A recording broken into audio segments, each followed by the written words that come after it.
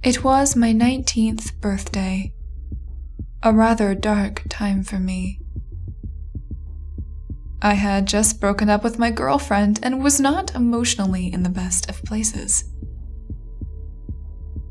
Unbeknownst to me, my friends had all showed up at my house and literally pulled me outside to try and cheer me up. We hit up a few bars, got kicked out of a club, and shuffled down the street in search of our next destination. Next thing I knew, we found ourselves at an underground EDM garage. Everything was getting very distorted at this point in the night. My vision swayed like a pendulum, and all my other senses felt numbed. But among the blurry faces, blasting music and flashing lights, one thing stood out in the darkness. A girl, who had been checking me out through the night, was at the other side of the room leaning over the bar. As she turned around, her piercing eyes locked with mine, and a twisted yet seductive smile rolled over her face. She wore a white tank top and black leather skirt, which really showed her shape. Her hair was a deep crimson red, and her pale white skin shone like the moon. Without me even realizing, as if my body was moving on its own, I was at the bar, beside her. The mysterious girl pulled me in from my belt and softly spoke into my ear. "I can feel it." I slightly withdrew. "Feel what?" She rested her head on my chest. Despite the fact she was whispering, every word was vivid, almost too clear. "Pain. I see it in your eyes. I see that even though you're with friends, you're alone." "Yeah, well," I stumbled for a moment and continued. "I've tried everything, but I still can't get her out of my mind. I just want to feel nothing." It was strange, saying such things to someone I just met.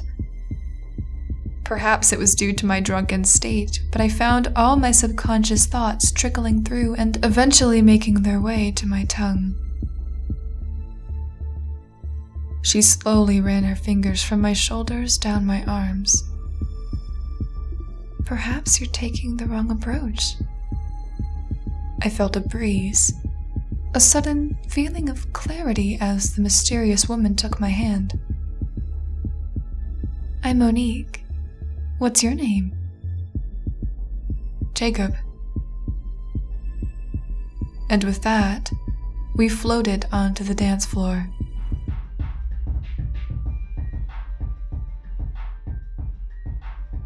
As our bodies pressed against each other, Monique eased in, playfully biting my left ear. "I can make you forget about her." She paused for a moment and looked up at me. "Tell me, Jacob, is that what your aching heart desires?" "I wish I never knew her." I felt Monique's hands wrap around the base of my neck, and our lips met midway. She straightened the collar on my shirt. "Let's get out of here, then. My place."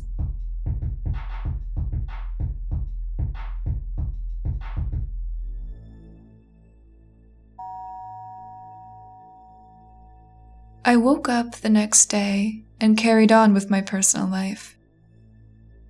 No hangover, no feeling of emotional weight or burden. There was one thing that made me realize last night wasn't a dream. 3 scratch marks on my back. Monique was a freak. As the days went on, I thought less and less about my ex-girlfriend. Last time I heard, her family was leaving town. Still, I can't help this weird feeling I've been having lately.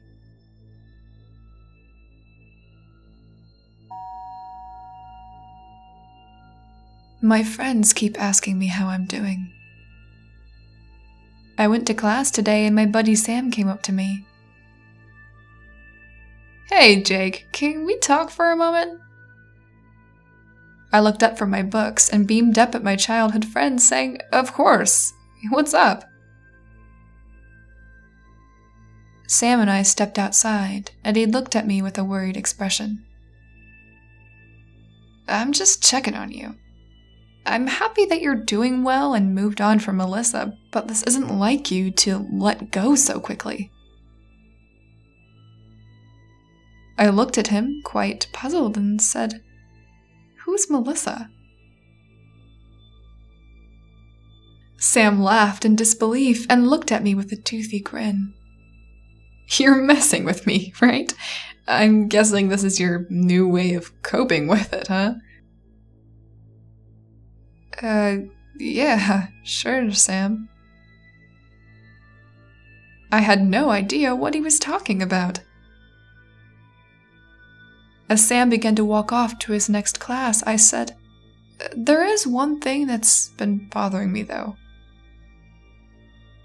He turned around. "And what might that be, Jake?" I stood silent for a moment, contemplating whether I should tell him or not. "I've been having these strange dreams lately."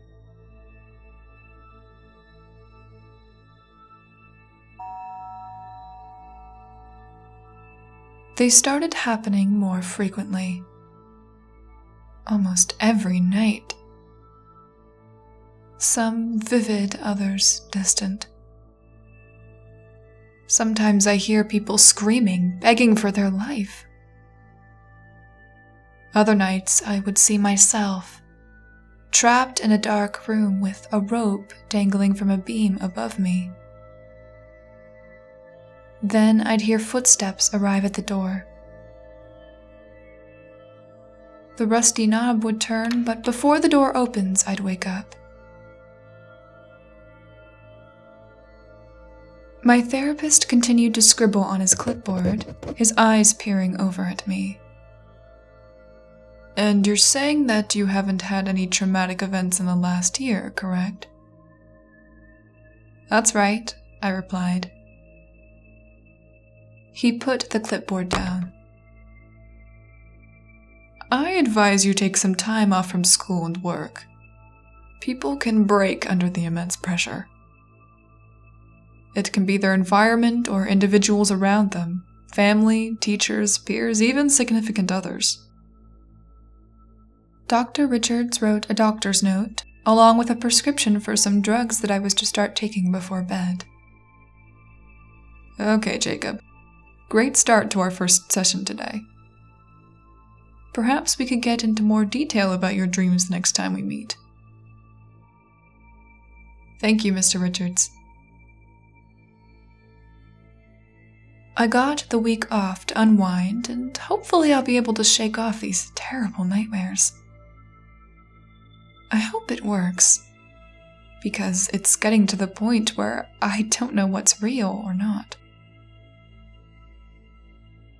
Also, the scratch marks on my back haven't healed, and they burn like hell whenever I get up.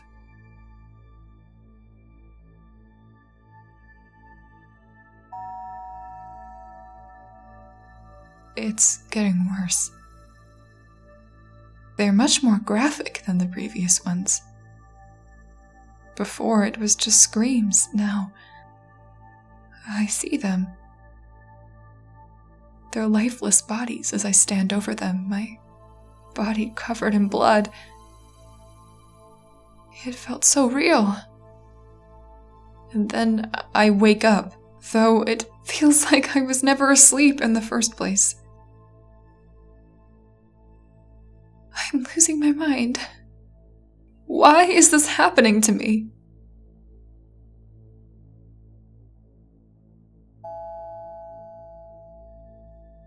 I turned on the TV, switching through the channels. I can't remember the last time I slept. The meds weren't doing anything. I picked up my phone and looked for Dr. Richard's contact number, but stopped when a story on the news caught my attention. And another person has been reported missing, making it the 4th person this week. Police are advising not to stay outside late. My phone hit the ground. What I saw on the screen made me sick to my stomach. I could never forget those faces, even if I tried. Their images burned into my memory. No, it can't be. Those were just dreams, right? I would never. It wasn't me. I began to scream as the memories of the last 3 weeks all came rushing into my head at once. I picked up the phone to call the police.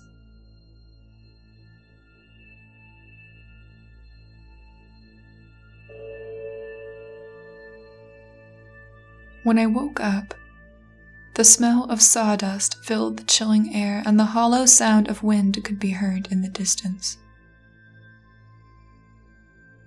As my senses slowly came back to me, I realized my body was soaked and cold.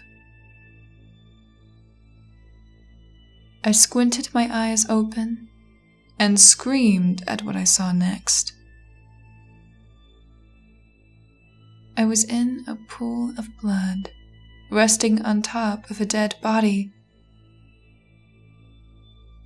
In utter shock and horror, I sprang up and spent the next few minutes trying to take everything in.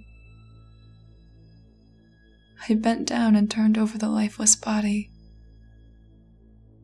Her face was covered by her hair. I stood still for a moment, asking myself if I was prepared for what I was about to do. I delicately brushed her amber-colored hair off to the side, and my heart dropped. When I saw her face, a sense of familiarity flushed over me and the memories came flooding back. It was my ex-girlfriend, my sweet Melissa. Hot tears began to roll down my cheeks. What have I done? Through my tears of grief and guilt, I looked around the abandoned warehouse. Over to my left stood a door. Inside was a small room with no windows. In the corner there lay some tools, a stepladder and rope. While slowly picking up the rope, I looked up. There was a large beam that ran across the ceiling. I stood there in the darkness, rope tied around my neck. The weight of what I'd done was far greater compared to what I was about to do. I jumped off the ladder with the rope tightened around my neck. As I began to fade out, I heard footsteps coming towards the door, and the rusty knob began to turn. A woman stood there as the door slowly drifted open. It was Monique, that twisted, evil, maniacal witch. She tilted her head to line up with mine and smiled. "You've done well, Jacob. Monique stroked my hair with a slight look of disappointment in her eye. It's unfortunate that you had to ruin our little deal. You would have gotten what you'd wanted. Oh, but it's okay. We can be together forever now. She turned around and walked away as my vision faded to black.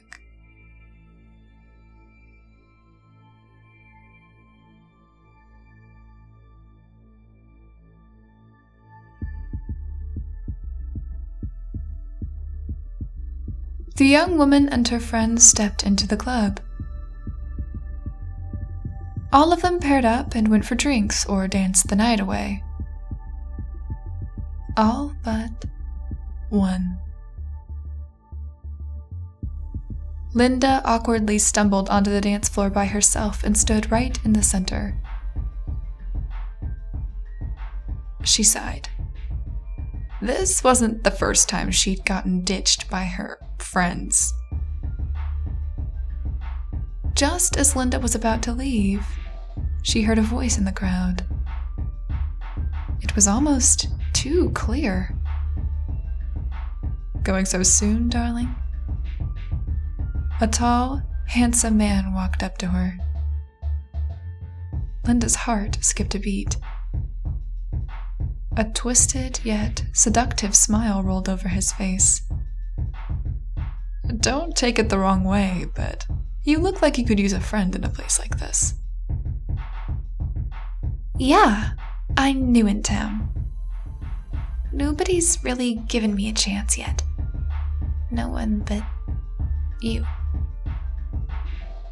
The man's hand extended out to her. I'm Jacob. She licked her lips and smiled up at him. I'm Linda.